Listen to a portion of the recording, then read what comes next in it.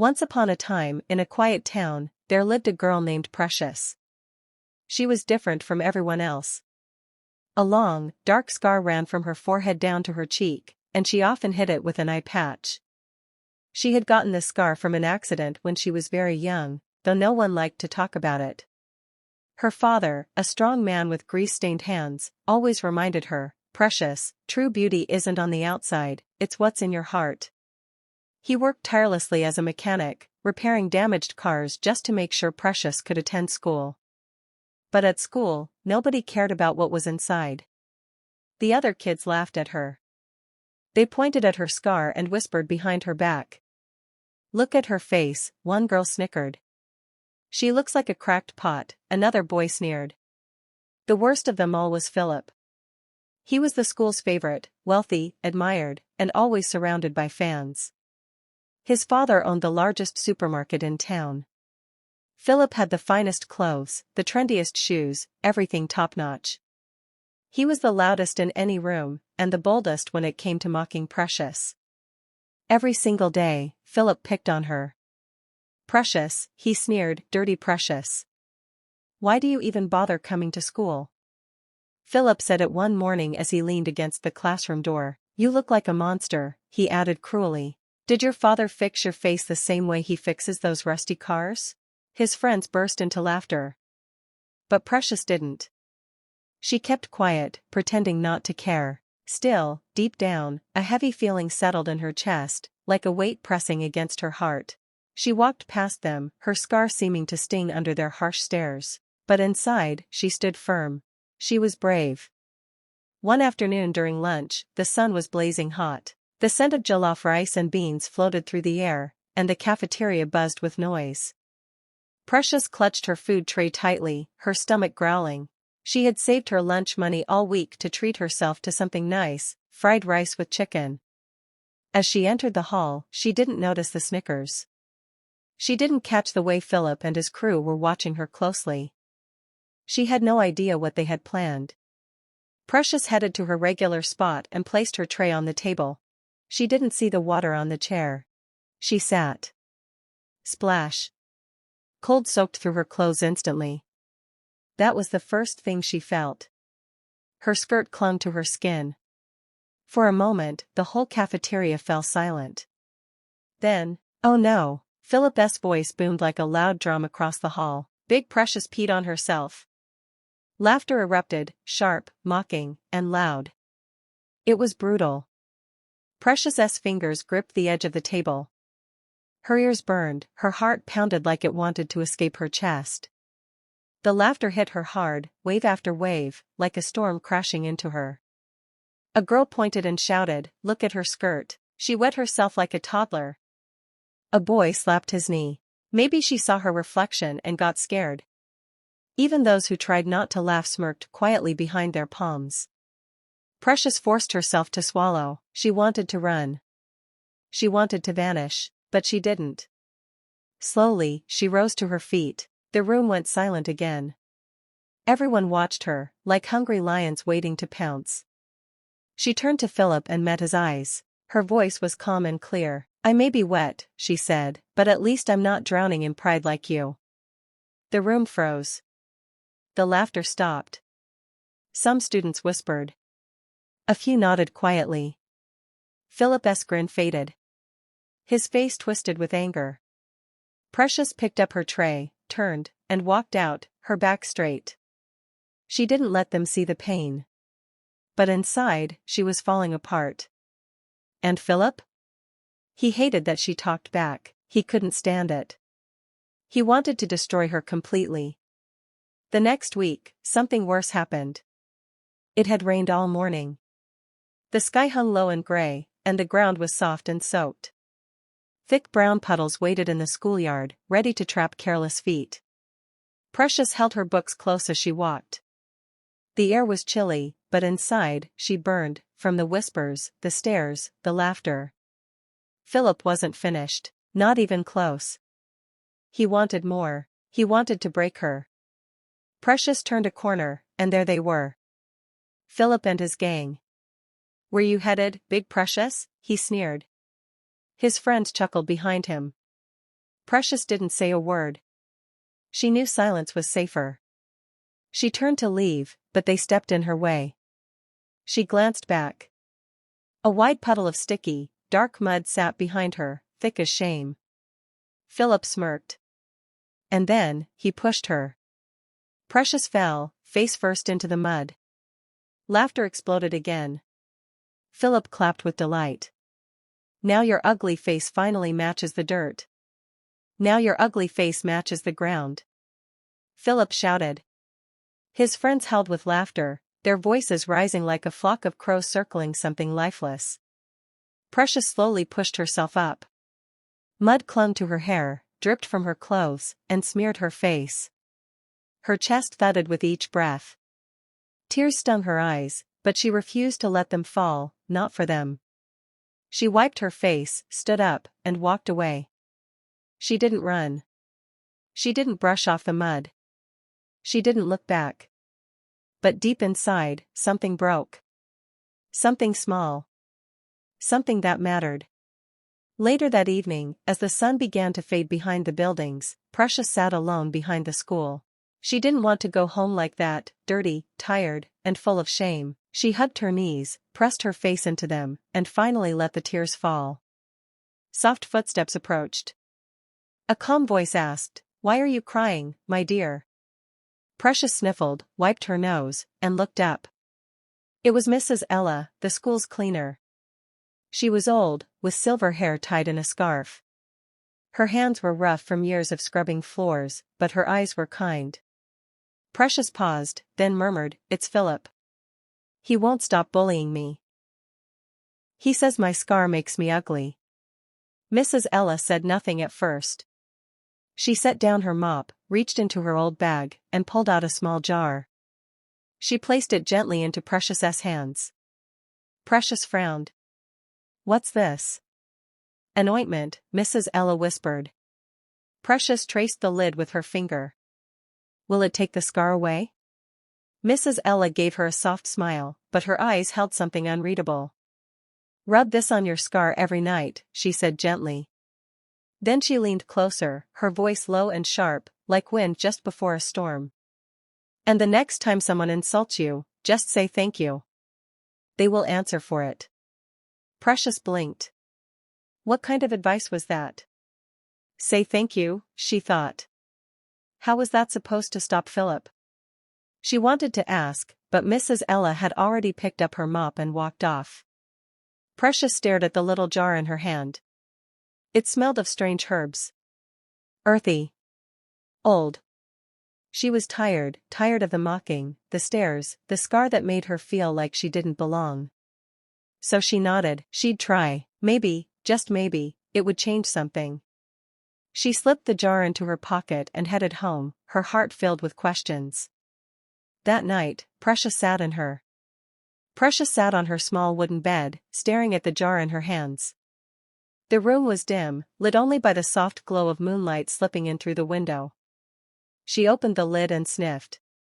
The scent was sharp, like crushed leaves mixed with something bitter. It tickled her nose and made her eyes water a little. She paused. Was this even real? Could it really make a difference? But she had nothing to lose.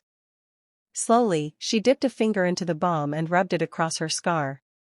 A cool sensation spread over her skin, tingling like tiny ants crawling across her face. She let out a quiet sigh, slid the jar under her pillow, and lay down. Tomorrow would bring another fight.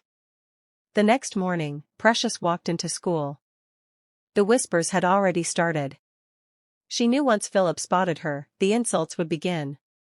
And there he was, leaning against the classroom door, arms folded, that same nasty grin stretched across his face. His friends stood close, all of them smirking. "Hey, Big Precious," Philip jeered. "Did your face melt overnight? That scar makes you look like a witch." The crowd was ready to laugh. The usual taunts were just seconds away, but Precious. She didn't frown. She didn't drop her head, she smiled. Looked Philip straight in the eye and said, "Thank you." Silence. Philip's grin faltered. "What?" I said thank you, Precious repeated with a shrug. Then she walked past him, steady, calm, untouched. No laughter. No whispering. Just quiet. Philip stood frozen, staring after her. There was something in her tone, something in how unbothered she looked, it unsettled him. His fingers twitched. His chest felt tight. But he brushed it off. He told himself he'd deal with her later. That day, school ended as usual and everyone went home. But the next morning, something strange happened. When classes began, Philip's seat was empty. At first, no one said anything. Maybe he'd overslept. Maybe he was just late. But by break time, whispers had started to spread. Where's Philip? Maybe he's sick. He never misses school. Even the teachers noticed. Philip was always around, loud, flashy, causing trouble. But today, he was nowhere to be found. By the second day, students started asking around. Have you seen Philip? Is he traveling? Did something happen? The teacher sent a note to his home, but there was no reply. By the third day, the principal grew concerned. He called a meeting and sent a staff member to check on Philip at his house. What they found left everyone speechless. Philip was lying in bed, too weak to move, his voice completely gone. He was seriously ill. His parents were in shock. Their loud, proud son had become as fragile as dry leaves tossed in harmattan wind. He couldn't stand, couldn't eat, couldn't even speak. His face, once full of pride, was now swollen. His lips were cracked and dry, like firewood left too long in the sun. His mother sobbed. His father paced the room restlessly. This is not normal, his mother cried. We need a real cure. They took Philip to the best doctor in town.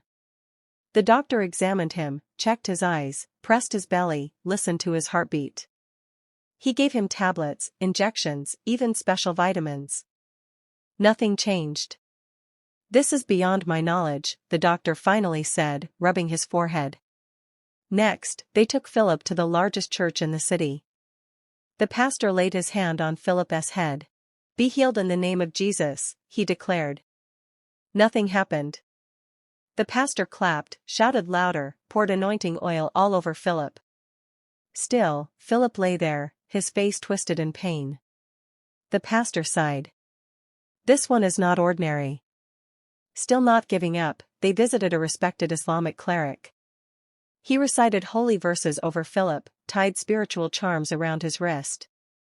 Then he said, give to the poor, it might bring healing. So they did. They gave out money, food, clothes. They fed orphans, helped widows. But Philip remained sick. Nothing worked. Days passed. His condition got worse. Finally, someone mentioned a powerful herbalist living in a faraway village. Desperate, they traveled for hours, carrying Philip in their car, his body burning with fever. The herbalist was an old man with gray hair and deep-set eyes. He mixed bitter herbs, brewed black potions, and bathed Philip under the cold moonlight. Still, nothing happened.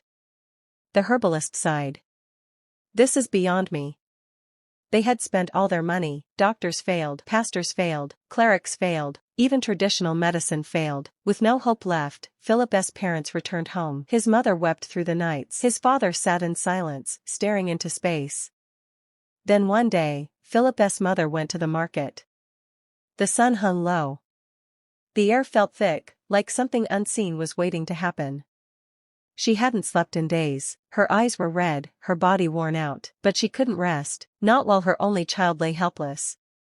We've tried everything, she thought. Maybe the market herb seller will have something stronger. She grabbed her basket and headed out. The market buzzed with noise. Sellers called out their prices, children ran around, goats chewed on leaves, but she paid no attention. She stopped at a small stall selling dried roots and bitter leaves. She picked a few, paid the woman, and turned to leave. That's when she saw her. An old woman, thin and wrinkled, dressed in torn clothes. The old woman sat on the ground, her hands stretched out. Her voice was low, nearly swallowed by the market noise. Please, just a little food. Something tugged at Philip's mother's heart. She reached into her purse, pulled out some money, and placed it gently into the woman's hand. But the old woman suddenly grabbed her wrist, tight and cold, stronger than expected. Philip's mother gasped, "What are you doing?" The woman's eyes, dark and deep, stared into hers. Then she whispered, "Your son's sickness is not natural." A chill ran down Philip's mother's back. What do you mean?" The old woman didn't loosen her grip. Her eyes held something sharp, something certain. "He has wronged a very powerful girl. Until she forgives him, he will not recover." Philip's mother froze. Her heart skipped. "Who?" she asked in a whisper. "Who did he hurt?" The old woman shook her head slowly. "That is for you to find out." Then, just like that, she let go. Philip's mother stumbled back, her hands trembling. She wanted to ask more, but when she blinked, the woman had vanished. She ran all the way home and told Philip's father everything. He stood frozen for a long while. Their son had bullied many. Too many. But who was the one? Philip's parents searched desperately for answers. Who had he hurt so deeply that no doctor, no prayer, no charm could fix it? "He's tormented so many children," Philip's mother said quietly. "How will we know which one?" They needed the truth. So Philip's father marched to the school. He burst into the principal's office, his face lined with fear. "Please, sir," he said. "My son is sick. Someone told us he wronged a person and cannot be healed unless that person forgives him. Do you know who it might be?" The principal let out a long breath. He removed his glasses and rubbed his eyes. "Philip has bullied many children," he said. "But there's one he's tormented the most." Philip's father leaned in. "Who?" The principal looked serious. "Precious. The girl with the scar." Philip's parents froze in place. "Precious," his mother whispered. "Yes," the principal said. "He made her school life miserable. But now, maybe there's more to it." Philip's parents didn't waste a second. They rushed down the rocky road to Precious's house. They didn't notice the bumps. Their hearts were pounding too hard, fear sitting like a stone in their chests. Their son was lying in bed, weak, swollen, unable to speak. And now, they had the answer. Precious. The girl with the scar. The girl their son had mocked. The girl whose pain had followed him home. They rushed into the compound. Precious's father was in his workshop, grease on his shirt, a spanner in his hand. He was fixing a car, the hood open wide. He looked up, surprised. Philip's parents were breathless, shaken. He wiped his hands with a rag and stepped forward. "What brings you here?" Philip's mother dropped to her knees. "Please, sir," she begged. "Our son, he's very sick. He can't walk, he can't speak. We were told he hurt someone, and until that person forgives him, he won't recover." Her voice trembled. Her hands shook. She had never begged before. But today, she knelt in front of a mechanic, eyes full of tears. Precious's father looked at her, then turned to his daughter. "My child, will you forgive him?" Precious stood in the doorway. Her arms were folded. Her shoulders tense. Her heart heavy. This was the boy who had mocked her scar. The one who laughed at her pain. The one who pushed her into the mud. And now, he was helpless. She took a deep breath. "I didn't do anything to him," she said. "I don't know what you're talking about." Her father sighed.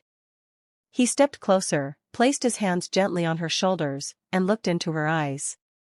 "Precious, my daughter, no human being deserves to suffer like that, not even your worst enemy." His voice was soft, almost like the wind before rainfall. "Please, forgive him."